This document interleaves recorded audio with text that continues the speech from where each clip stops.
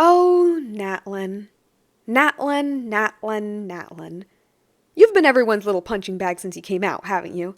Well, don't you worry, because I'm here to tell the people that you actually have way more to offer than many think you do. To say Natlan hasn't been Genshin's most controversial nation would be an understatement. A lot of it gets compared to Sumeru when it first came out, but I think many players can agree that while Sumeru was able to surpass things in terms of stories and characters, Natlan, not so much. And yet, I can't help but love it. As a fellow Hispana from the mysterious lands of Atol y Pupusas, Natlan made me both very excited and very nervous. Excited because you almost never see Hispanic cultures portrayed in fantasy, but also nervous because, well, Tignari's whiter than paper. The results? Let's talk about that for a sec. Do I have to? Unfortunately, we can't really talk about Natlan without mentioning the elephant in the room. Colorism. There is no denying that the colorism here is bad. Even worse with characters like Mualani and Ororon, with them in the trailers and them in their character cards. At least they did Jansen justice, thank God. This might be a hot take among some people, but I actually don't mind having some pale characters here and there. Latam in real life has a wide variety of skin tones, from white to black to all of the shades in between. So having everyone be one shade of tan is also kind of inaccurate in my opinion. What I'm saying is that Citlali and Movika can stay pale, that's fine. My issue is when everyone is pale. And I have an inkling that the artists agreed. Like, it's so obvious that Mualani and Kachina were meant to be a little tanner than they ended up being. I mean, just look at them. But it's not just the skin colors. It's the designs as well. One of the biggest critiques Natlan has is how modern everything is. Personally, I don't mind Natlan being a little modern.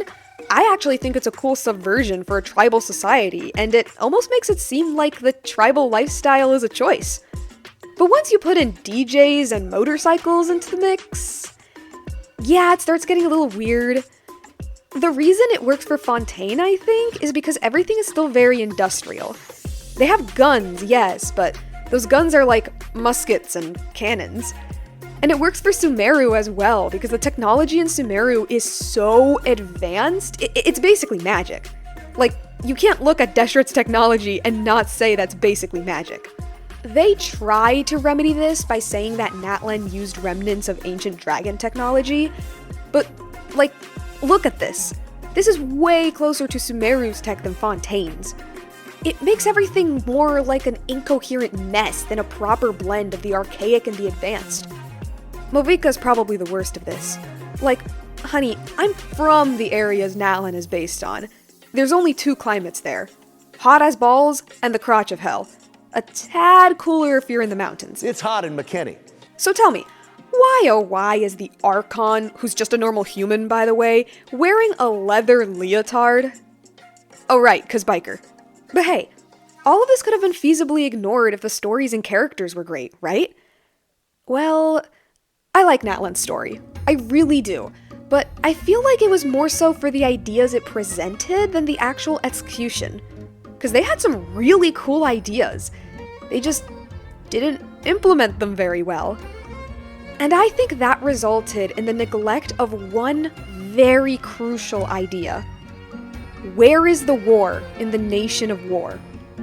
The Ode of Resurrection will guard all life till the war is over! I'm sure all of us had different ideas of what the nation of war was going to be like. A lot of people were expecting a hellish landscape full of wild dragons where everything is dark and sad and stuff. I, however, was expecting something a little more subtle. What I thought was that the tribes would be constantly fighting over territory and food, but they would still be united under their shared histories and belief systems. Different people united as one. So similar, yet fundamentally different, with only a few locations with an unspoken truce of respect. That was the Natlan I was expecting because, well, why else would they still be tribes, you know? What is it that makes war so complicated? If you ask me, it's that there's always 2 sides of a story. No matter how objectively evil one side may seem, there's always a reason, a motivation, a path they were led to, whether it's by economy or politics or just emotions. The infamous brutality of the French Revolution didn't happen because a bunch of French people randomly decided to put heads on pikes. It was a slow, burning resentment that was building for a better part of 200 years, and the second the common folk were deprived of their most basic necessity, it was over. But they won! The monarchy was gone. But they were so desperate for any sort of stability. They got a guy who crowned himself emperor. How do you heal a broken person when the only thing they've ever known is a broken world? How do you find peace in conditions like that? Genshin's answer? By making the abyss the equivalent to a natural disaster. That's not exactly what I had in mind. I mean, I guess it has a mind of its own with Gasoithoth, but it's really portrayed as more of a poison the world has to deal with than another side, you know what I mean? You really can't hate the abyss, not in that way. It's like hating a tsunami or hating an illness. You can hate what it does, but can you really hate it?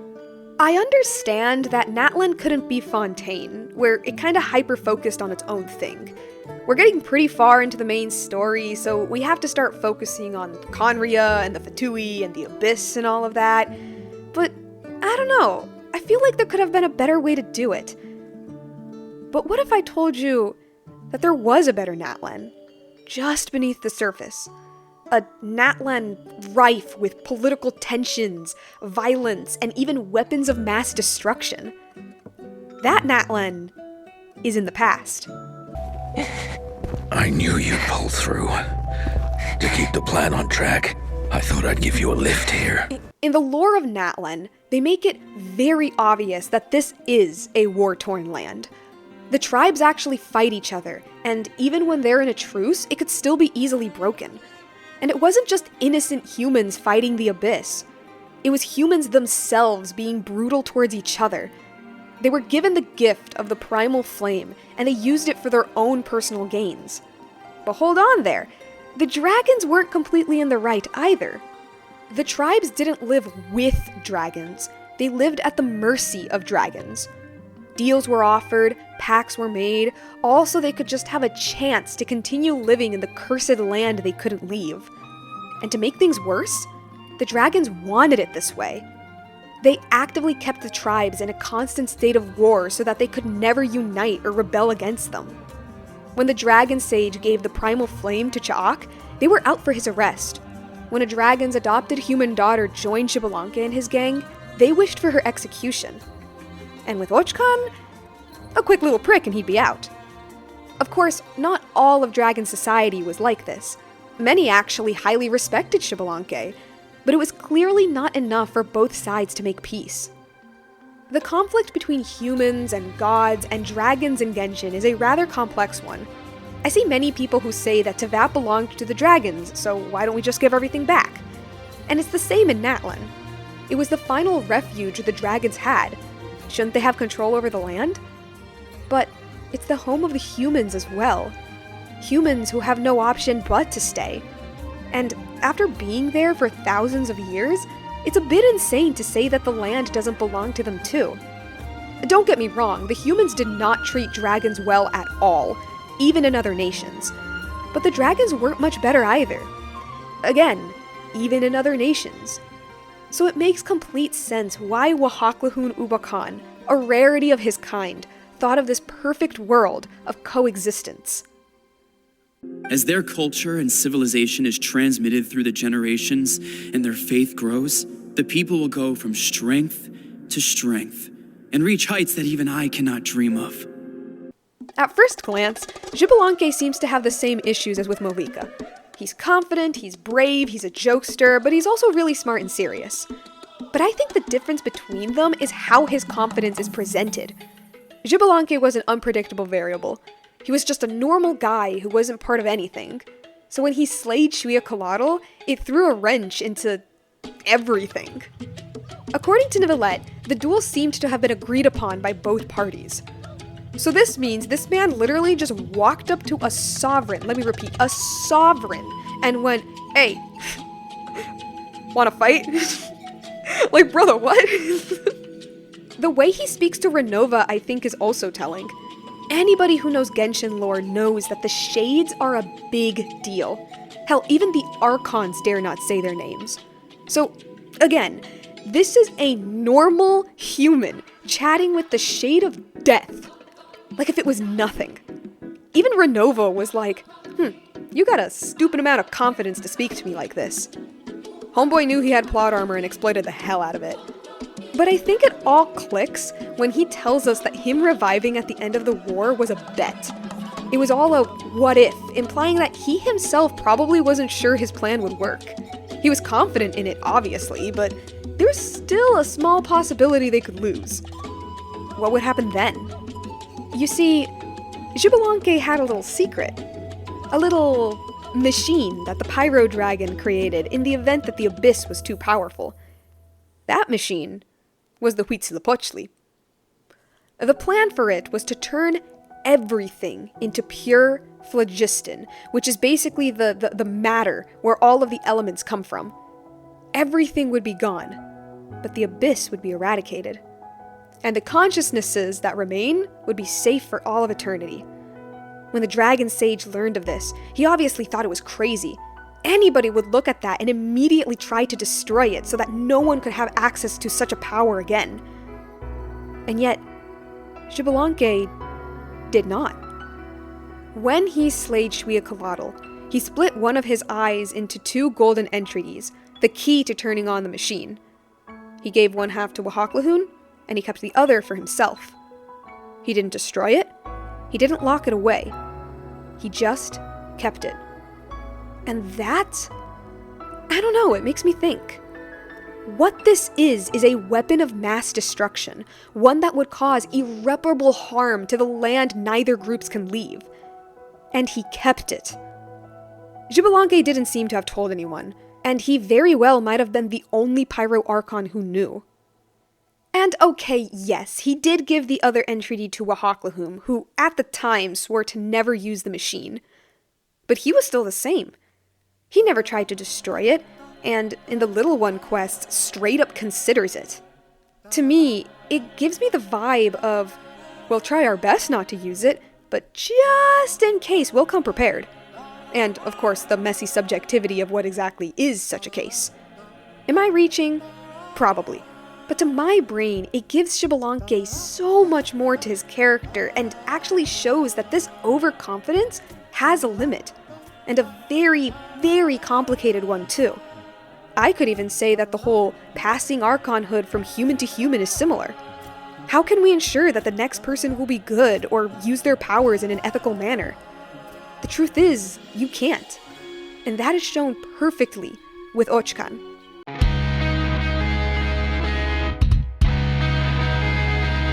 Och-Kan is the son of Waxaklahun Ubah Kan, a half-human, half-dragon hybrid. Now, what exactly this means is kind of unclear. Like, was he created albedo style, or was it done all natural? But, I don't know, considering the sage's plan of dragon evolution, I'm kinda sorta leaning towards the latter. Anyway, Och-Kan is probably my favorite lore character in all of Natlan. While Nivelette is a dragon in human form who perfectly blends in with his society, Och-Kan suffers the ramifications of his own existence. His father raised him among the tribes, probably masters of the Nightwind, and despite his dragon half, he seemed to have lived a relatively normal life. But his father had plans for him. Big plans. As the perfect mix between these two warring species, Waxaklahun's plan was for his son to slay Xuecolotl, become the next Pyro Sovereign, and usher Natlan into a new era of peace and integration. Quite the big plans indeed. A little much for the that we know of only human dragon hybrid around. As for his mother, I have my theories, but if he has one, she's probably chilling in the same farm as D-Luke's mom and Klee's dad. Anyway, to test his son, Och-Kan was put through a bunch of experiments. One of them being to throw him in a layer of bishops. Okay, sir, I know it's common to see babies fight around these parts, but they're still children. Kachina still died. Yeah, I'm not gonna let you all forget that. Och-Kan was shown to be a very compassionate child. He was more fearful than the average bishop, but also kinder than the average human as he gave food to the same creatures that attacked him. He was perfect. But as it turns out, Waxaklahun, or I guess Kukulkan in this case, was in fact the brother of Xbalanque, and the regent of the Dragon City within the volcano. This would effectively make Och-Kan into a prince. Kukulkan was previously put on trial for giving the primal flame to man, so imagine what would happen when they learned that he had a half-human child. They were not happy. As a response to this filthy, filthy half-breed, they chose to imprison him, and then tried to kill him through lethal injection, which, damn, okay, that got dark. But eventually he was saved by Xbalanque and his father. Though he may have been okay physically, mentally he was spiraling. He was experimented by his father, given the death sentence by his own people, and probably saw a lot of human oppression in his youth. Needless to say, that this caused him to develop a great hatred for his kind. And that only worsened when his own draconic features began to develop. Och-Kan wore a mask ever since, and while fighting dragons with Xbalanque and his gang, he reveled in the violence. It got so bad that even his friends began to worry for him. But what of that compassion, I hear you asking in the comments? The thing is, Och-Kan was compassionate, and kind, and hopeful, to humans. And if we want to stretch it to Xbalanque, his love for humanity was so great, he saw them above the gods. He saw Xbalanque as a god. That compassion, that pride, it turned into obsession. And that obsession, I think, was one of the ways he coped with his own existence. After Xbalanque died, I guess, Och-Kan took over. Not as the second Archon, no, he forbade any successors, but as a tyrant. He ruled the new city of Och-Kan Natlan with an iron fist, trying to bring the newly allied tribes into an era of prosperity. But only for humans. As for the Saurians, he'd rather they just not exist. Yeah. Didn't stop him from using all of the dragon tech he could find, though, but turns out he needs dragon blood, because of course he does. No matter, just use the blood of a dragon you yourself imprisoned, and there we go. Oh, the dragon doesn't want to do that anymore? Darn. And this is where things get from bad to worse. Och-Kan chose to use himself. Yes, you heard that right. He used his own blood to power the city. And I think that says way more about his character than anything else. He cared about humanity so much that he was willing to harm himself for them. But it didn't come from the altruism of a martyr. It came from a very dark place seated in his own self-hatred. To remove any and all stains he might have, even if it's the very thing keeping him alive. According to the lore, when the rebels caught a glimpse of his face behind the mask, what they saw was a disfigured face with gaping holes. I think it's safe to say that he did a little more than draw out some blood. Och-Kan Natlan was being attacked by the Abyss and a rebellion formed against him. And as a last-ditch effort to save the city, Och-Kan split his mind and body. It seemed to have worked, mostly, but the tribes still split, and the city that once united them was abandoned. And judging by the mural you find, it's pretty clear what their opinions of him were. Och-Kan was not a good person. At all. He was bad. He was very, very bad. But you also can't help but sympathize with him in a way. He was a mentally unstable man riddled with abuse and self-hatred that only worsened when he came to power. His love turned into insanity. And you start to wonder the age-old question when it comes to these people. If things had gone differently, would he have turned out better? This might be a bit of a hot take, but I put a little of the blame on Xbalanque, and also his friend group, I guess. They saw Och-Kan's descent into madness. They saw his brutal treatment of the dragons and the need to always cover his face. And yet the friends only took action when it was too late. Perhaps they were so accustomed to the hell they lived in, nothing stuck out to them. Or perhaps Xbalanque had too much faith in him. Or maybe I'm just putting way too much thought into faceless characters than Hoyo ever did. But this just shows how interesting they are to me. We know so little, yet so much, all at the same time. Och-Kan mentions near the end of the volcano quest that one of the reasons he was disappointed in his son was because he displayed very similar traits to himself. Och-Kan was meant to be the light of hope, the savior of the two worlds, the benevolent hero who knew both of their plights. But Och-Kan was too damaged, too proud, too caught up in his own delusions of humanity's greatness that it only ever caused him pain. And he gladly accepted it. He was an awful lot like the dragons Och-Kan feared would become mere beasts, but he also stopped at nothing to create what he believed was a perfect world. Also, I forgot to mention this, but he also knew about the Huitzilopochtli and was the only one to try to have it destroyed. It would mean the destruction of humanity, so he obviously didn't want to use it, but it's just another little thing to mention about his character. And that, I think, leads us to our final one. You are no different from Amun. Both of you have only existed for a fraction of what you know as time.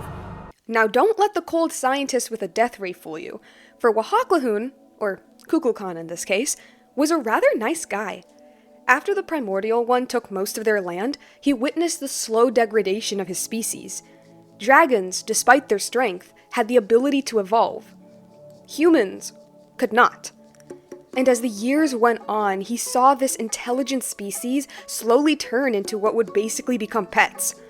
As the brother of a sovereign and a scholar himself, how could he sit by and watch his people degrade to such a state? Things only got worse when several accepted Xuecoatl's plan of the Huitzilopochtli. So he turned to humans instead. Humans could not evolve. Humans were highly intelligent. And humans, despite their frail bodies, were now the dominant species roaming the earth. Except the gods, I guess. They do that too. Put simply, Och-Kan wasn't just fascinated by them. He saw them as their savior. No, I'm not kidding. The first thing he said to his first student Cha'ak was that his descendants would be the savior of the two worlds. I already mentioned what the dragons thought of this plan, and what the humans did after he gave them access to the primal flame. So he had another plan, Och-Kan, a proof of concept that such an idea could actually work. But that was the problem. I don't doubt that Waxaklahun didn't love his son to a level. He raised him away from the chaos of the Dragon City, he helped him escape imprisonment, and even lied to the city that Och-Kan was neutralized when he escaped. But it's very clear that he saw Och-Kan more as a political statement than a son. And that fact haunted him until the end of his days. I will say, however, that scene of Waxaklahun chastising his son was low-key justified. Like, yes, he's clearly hurting, but at the same time, he also tried to wipe off an entire species. I'm just saying. But even in the midst of failed plan after failed plan, Waxaklahun kept clinging on to hope. That one day, they would figure it out. Xbalanque threw a wrench in his plans, so he teamed up with him. He even created domains specifically made so that humans and dragons could work together, and show each of them a mural to show the other's dominance. A way to say, no, you're not above the other. Don't think that you are. And it seemed to have worked. The two species did end up getting along, but not in the way that he hoped. The Saurians lost their ability to speak. They evolved into more animalistic forms and were relegated to be no more than pets. For the scholar who once saw the highly advanced civilization they once created, seeing his species become like this must have been a pain to watch. But at least they were alive, and at least they were happy. So he waited. And he waited, and waited, and waited.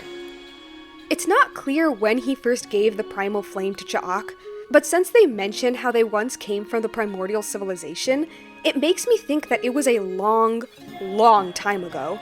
Like, way before the Archon War. So when I say Waxaklahun had patience, he had patience. But the tribes never united, and the dragons still lost their intelligence, and the abyss never went away. And he got sick of waiting. When he met Little One and finally revealed the truth of the Flame Lord's blessing, that being his royal bloodline, he granted him with a mature body and the ability to speak. Like, look at what you could have had. Look at what you once had. Isn't it amazing? To think and speak and be more than just a silly companion? But all that is lost now. I waited too long.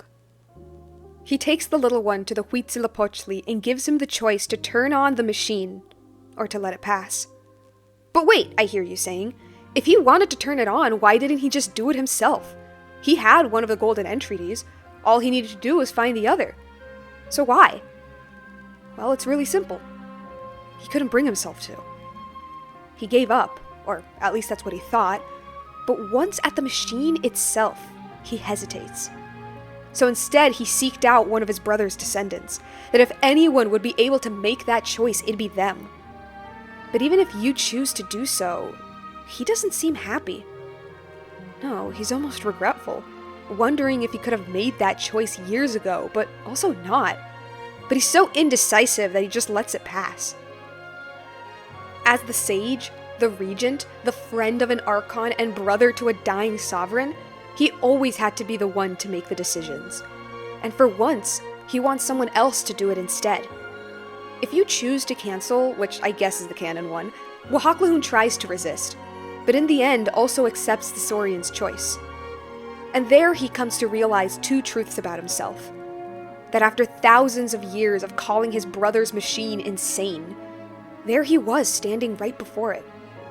But even as his heart yearns to just end it all, that tiny, soul-crushing little speck of human hope still lives within him.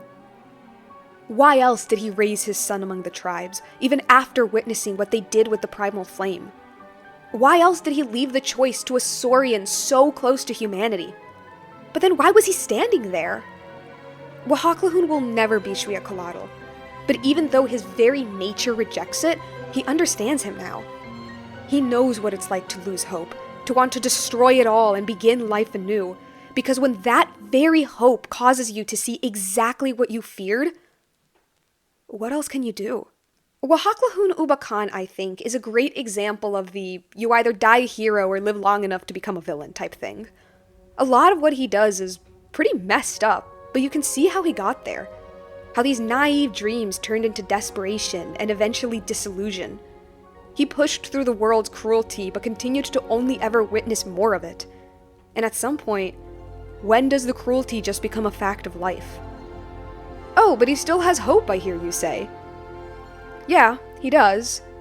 And it was that same hope that caused him to want to give up. Natlan, of course, is in a much better state than how it was before. Waxaklahun knows this. And although the Saurians might never become what they once were, they're still around, and most importantly, they're still alive. And it was a little companion who ensured that would happen. A new hope for the future of a once dying land.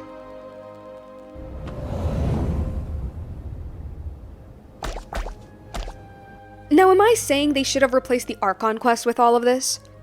No. We still need to talk about the Fatui and the Abyss and Conria and all of the big overarching story stuff, but man, do I wish some of this was transferred over. A broken land full of broken people, each and every one of them broken in different ways. One by embracing their roles so tightly it borders on stupidity, one shattered by their self-hatred of their opposing heritage, and one who clung on to hope so badly the pain they took on eventually became too much. And finally, a new spark of hope not yet broken by the world that once was. This is the so-called Nation of War, and war affects people in many different ways. And I think that is what's really missing in Natlan's main story. How did the war affect Molani, or Kachina, or Chaska beyond just the occasional raid? I'm not saying Natlan should have been all doom and gloom, not at all. I actually love the fact that Natlan is full of color and music and sports because, well, that's who we are. Many of these countries have had a long history of suffering, my own included, and yet we still find ways to have fun and live life in the moment. But like a moment of peace in Natlan's history, the scars still remain. And I just wish we saw a little more of that. I love Natlan. I love its style, its colors, its music, especially the music, and I love the story they have crafted in the background. But it's so frustrating all at the same time, because if they could put this much effort into faceless characters on a wall of text, why couldn't they do the same to the ones that actually represent the nation? There's a theory floating around that Natlan was changed last minute, and that what they were planning from the Travail trailer was different than what they got. And to be honest, I kind of believe it. So many things were built up from before the game even came out, and yet it was still nothing like what we thought it would be. I'm sure we can get into the reasons why, but unless Hoyo says it themselves, we'll never know for sure. Maybe they were touching on themes they felt unprepared for, which, yeah, I kinda get that. But man, were those sacrifices felt. If Fontaine was the nation of dramas and justice, Natlan would have been the nation of hope and suffering, of victories and losses, of life and death, of dragons and men.